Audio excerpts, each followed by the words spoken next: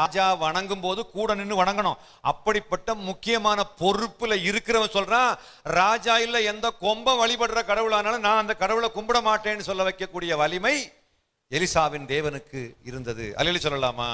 அவ்வளவு அற்புதங்களுக்கு அவ்வளவு வலிமை உண்டுங்கிறது நான் இங்க பாயிண்ட் பண்ண விரும்புறேன். ஆக்சுவலா அப்படியெல்லாம் மக்களை மாற்றி இருக்க முடியுமே. அடுத்தது ஒரு ராஜா மாறினாரு. தானியேல் 3ஆம் அதிகாரத்தினுடைய முதல் வசனம் வாசிங்க. தானியேல் 3 முதல் வசனம் வாசி. கொஞ்சம் சீக்கிரம் வாசிங்களா. தானியேல் 3.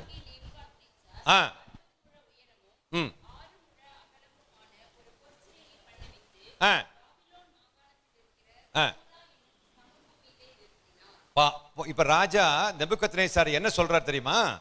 60 முழ உயரமுள்ள 6 முழ அகலமுள்ள சுத்த பொன்னால் செய்த சிலையை எல்லோரும் வணங்க வேண்டும் என்று அவர் தூரா என்ற சமவெளியிலே அவரால் ஸ்தாபிக்கப்படுகிறது. அதை வணங்காதவர்கள் எல்லாம் என்ன செய்யப்படுவார்கள்? ஐயா சொல்லுங்க. நேபுக்கத்நேச்சார் நாட்டிய சிலையை வணங்காதவர்களுக்கு பனிஷ்மெண்ட் என்னது? அவர்கள் எங்கே போடப்படுவார்கள்?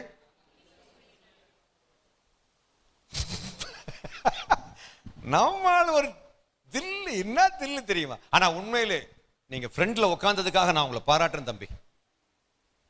விஷயம் தெரியுதோ தெரியலையோ முன்னாடி வந்து உட்கார்ற ஒரு அப்படி ஒரு தைரியத்தை நான் பாராட்டுறேன். நல்ல கவனமா கவனிங்க. அந்த சிலையை வணங்காதவர்கள் தீச்சூளையில் போடப்பட வேண்டும் என்று சட்டம் இயற்றியதும் இந்த மனிதன் தான். இந்த இயற்றிய மனிதன் 28வது வசனத்துல அப்படி என்ன வசனித்து சொல்றார் பாருங்க. வாசி.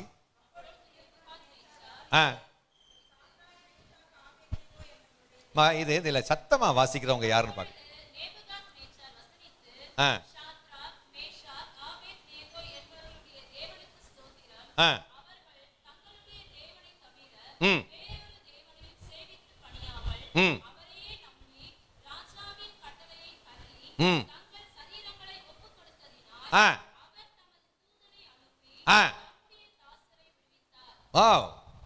சொல்றது யாருப்பா?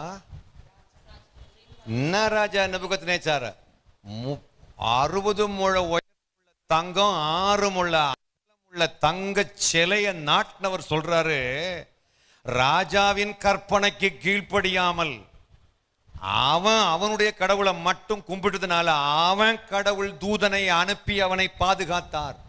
29 தான் கிளாசிக். வாசி பார்க்கல.